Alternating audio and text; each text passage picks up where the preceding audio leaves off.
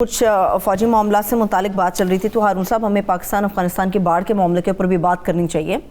یہ کیا وجہ ہے کہ باڑ اس لیے لگائی جا رہی تھی اسمگلنگ کو روکا جا سکے, دہشت گردی کو روکا جا سکے, جن افغان طالبان کے لیے ہم پورے دنیا کے ساتھ لڑ رہے ہیں کہ انہیں تسلیم کیا جائے, ان کی مدد کی جائے, اب وہی ہمارے ساتھ ایک تنازع کی حیثیت اختیار کرتے جا رہے ہیں. وجہ کیا ہے, کیا بات ہے؟ یہ باڑ اکھاڑے ہی نہیں گئی تو یہ جو خبر ہے, سن باڑ اکھاڑی ہی نہیں گئی, باڑ وہاں لگی ہی نہیں تھی. دوسری بات یہ ہے کہ وہ جو ڈاکٹر بشیر ہیں, مشر بشیر بھی کہتے ہیں, مشر لیڈر کو کہتے ہیں, وہ پرانے ساتھی ہیں اشرف غنی کے, انٹیلیجنس چیف جو ہیں وہ پرانے ساتھی. تیسری بات یہ ہے, اور ملا یعقوب نے جو ملا عمر کے فرزند ہیں, وزیر دفاع ہیں, انہوں نے تنبیہ کی ہے انہیں. تیسری بات یہ ہے کہ یہ جنگلات کا علاقہ ہے, یہاں سرحد متعین نہیں ہے. دیکھیے نا, پہاڑوں پہ تو سرحد متعین ہے, پہاڑوں پہ کیسے متعین ہے؟ واٹر شیڈ ہے, یعنی جہاں پانی ادھر گرتا ہے وہ پاکستان ہے, جہاں پانی ادھر گرتا ہے وہ. اس کا ایک بڑا زبردست لطیفہ یاد آیا کہ برہان الدین ربانی کو جنرل اختر عبد الرحمن ISA کے چیف نے طلب کیا مشورہ کرنے کے لیے. وہ آنا نہیں چاہتے تھے, ان کا خیال تھا کہ ان سے کوئی ایسی بات کہی جائے گی جو ماننا نہیں چاہتے تھے. اچھا, تو وہ بارڈر پہ تھے. بارڈر کا وہاں بس اندازہ ہی ہوتا ہے, اب تو باڑ لگ رہی ہے نا.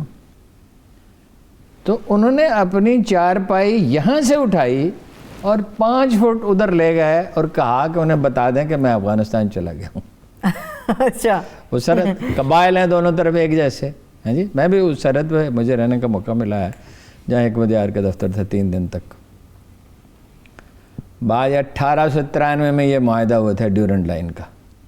مسئلہ یہ ہے, امیر عبد الرحمن اور سیکٹری سرحدات جو تھے اس کا نام ڈیورنٹ تھا, اسی لیے اس کو ڈیورنٹ لائن کہا جاتا ہے. 1893 میں بڑی دلچسپ بات یہ ہے کہ امیر عبد الرحمن اور امان اللہ خان دونوں پیر صاحب گولڑا شریف خواجہ مہر علی شاہ, جن کی مشہور نعت پڑھی جاتی ہے کہ تھے مہر علی کی تھے تیری سنا, اور جو بہت اپنے عہد کے عظیم ترین اسکالر تھے اور جن کے بارے میں کہا جاتا ہے لاسٹ آف دی گریٹ مسٹکس, عظیم صوفیہ میں سے آخری. دونوں اس کے پاس. امان اللہ آیا کہ میرے لیے دعا کریں, یعنی ان کا اثر و رسوخ جو تھا وہ اتنا وسیع تھا کہ افغانستان سے بھی لوگ آتے تھے, پنجاب تو پورے کا پورا. ان کے علامہ اقبال انہیں خط لکھتے تھے, اور ایک طرح سے مطلب ان کی شاگردی کی انہوں نے آرزو کی تھی کہ مجھے ابن عربی کی کتاب سبکن پڑھا دیں, فصوص الحکم. تو جب امان اللہ خان کہا میرے لیے دعا کریں, تو انہوں نے کہا میں امیر عبد الرحمن کے لیے دعا کر چکا ہوں, تو اب تمہارے لیے کیسے دعا کروں؟ 2 آدمیوں کے لیے تو دعا نہیں کر سکتا. لیکن فائنلی امان اللہ بن گئے.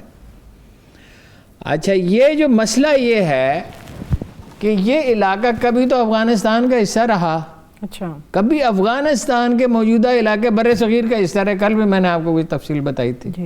جغرافیہ ایک ایسی چیز ہے جو بدلتی رہتی ہے. یہ ایک ایگریمنٹ تھا 2 قوم. امیر عبد الرحمن ان کے جائز حکمران تھے, اور ان کا اور جو یہاں حکمران تھے ان کا معاہدہ ہوا تھا. امان اللہ خان نے اس معاہدے کو برقرار رکھا, جس نے انگریزوں کے خلاف جنگ آزادی لڑی اور ہیرو تھا وہ. تو چونکہ اس نے ماڈرنائز کرنے کی کوشش کی تو بغاوت ہو گئی اور نادر شاہ آ گیا. یہ تنازع ہمیشہ باقی رہا ہے, اور آج یہ دونوں طرف قبائل ہیں, وہ آزادانہ آمد و رفت چاہتے ہیں, لیکن چونکہ دہشت گردی کا مسئلہ ہے, سمگلنگ کا مسئلہ ہے, لہذا.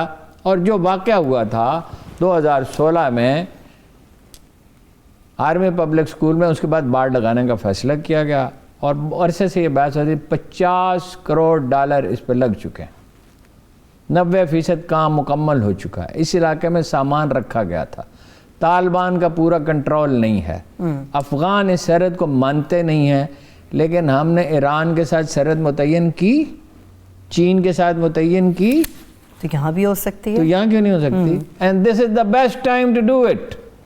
ویسے یہاں سے بہت سخت میسیج گیا ہے کہ آئندہ ایسی بات, لیکن مشر بشیر جیسے لوگ جو ہیں وہ یہ حرکت کرتے رہیں گے. CIA کا نیٹ ورک وہاں موجود ہے, نیٹ ورک موجود ہے, انڈیا کا نیٹ ورک موجود ہے, مرسنریز موجود ہیں, وفاداریاں بدلنے والے موجود ہیں. پھر ننگرہار کے علاقے میں پاکستان کے خلاف ایکٹیویٹی ہوتی رہی ہے. وہاں کا جو رکن اسمبلی ہے فریدون, وہ بھی پاکستان کے خلاف رہا. بعد میں اس نے اظہار تعصب بھی کیا. کہ میں نے ایسے نہیں کیا. 20 سال سے وہاں پراپیگنڈا ہو رہا ہے پاکستان کے خلاف، اس لیے کہ وہاں بھارت موجود تھا، امریکہ موجود تھا، اور امریکہ کی سرپرستی میں ذرائع ابلاغ پراپیگنڈا کر رہے تھے. اب پاکستان کے سوا ان کا کوئی سہارا نہیں ہے. پاکستان نے وہ کانفرنس بلائی، پاکستان نے مدد کی، دنیا کو متوجہ کیا اور بابیلا کیا وزیر اعظم نے. تو دس از دا ٹائم. یہ مسئلہ ہوگا مذاکرہ سے. 50,000 آدمی روزانہ افغانستان سے آتے جاتے ہیں. تجارت کا 3,000 بچے اسکولوں میں پڑھنے کے لیے آتے ہیں. پاکستان کے اسکولوں میں افغان بچے پڑھتے ہیں. باڑھ تو اب لگ گئی.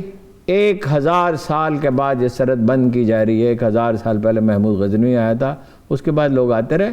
افغانستان، بلوچستان اور کشمیر سے لوگ ہمیشہ مائیگریٹ کر کے میدانوں میں جاتے ہیں تلاش رزق میں.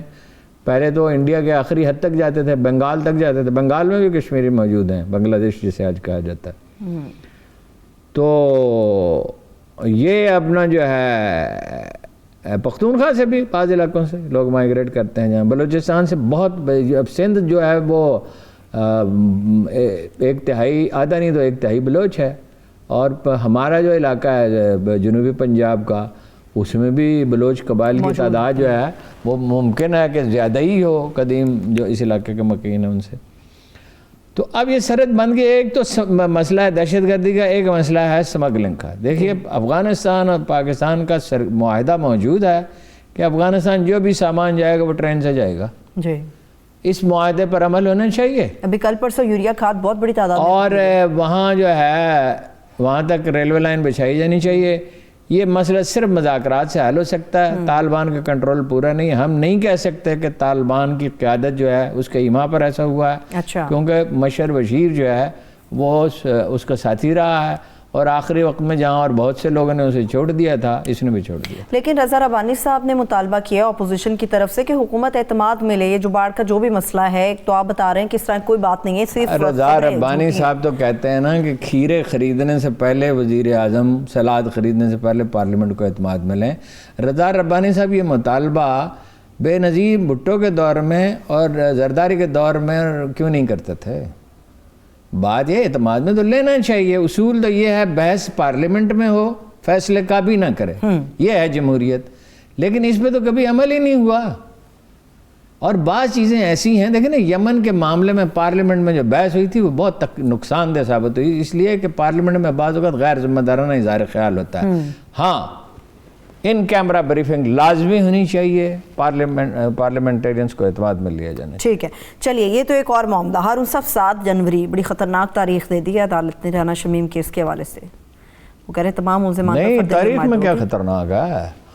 مطلب یہ کوئی خطرناک چیز نہیں ہونے والی، یہ میں آپ کو بتا دوں، جو میرا اندازہ ہے. اچھا، کوئی خطرناک چیز ہونے والی نہیں ہے.